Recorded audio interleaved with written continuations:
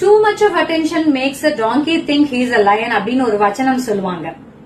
அதாவது அதிகப்படியான முக்கியத்துவம் கொடுக்கும் பொழுது கழுதை தான் சிங்கம் என்று நினைத்துக் கொள்ளுமாம். ஆக்சுவலி எனக்கு ஒரு மெசேஜ் வந்தது, அது படிக்கும் போது எனக்கு இந்த ஒரு வசனம் ஞாபகம் வந்தது. அதுதான் சொன்னேன். என்ன மெசேஜ்னா, ஒருத்தங்க தன்னுடைய மகன் வெளிநாட்டு பெண்ணை கல்யாணம் பண்ணின்னு வந்துட்டான்னு ஆரம்பத்துல பயங்கரமா அவளை தூக்கி வச்சு கொண்டாடி இருக்காங்க.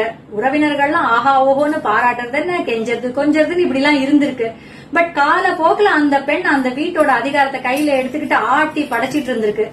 இதுல என்னன்னா, அந்த அம்மாவுக்கு தனக்கு பிறந்த ஒரு பொண்ணு இருக்கா, அந்த பொண்ணை கூட சரியா கவனிக்காம வந்த மருமகளை ஆஹா ஓஹோன்னு தூக்கி வச்சு கொண்டாடவும் இந்த வீட்டுல இருந்த பொண்ணுக்கே ஒரு மதிப்பு இல்லாம போயிடுச்சு. ரொம்ப வருத்தப்பட்டு எழுதியிருந்தாங்க. பாவமா தான் இருந்தது.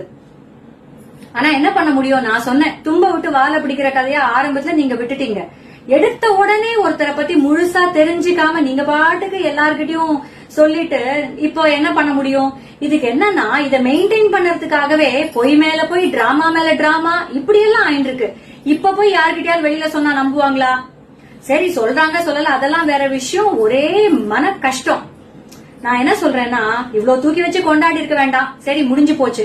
இனிமே இதெல்லாம் கொஞ்சம் கம்மி பண்ணிட்டு உங்க வீட்டு பொண்ண கொஞ்சம் கவனிங்க. எப்படி வந்த பொண்ணு சாமர்த்தியமா இருக்கா, அவ பொழைச்சிப்பா, உங்க பையனும் கூடவே நல்லா ஜாலரா, அதனால அவங்க வாழ்க்கை அப்படியே போயிடும். நீங்க உங்க வீட்டு பொண்ண கவனிங்க.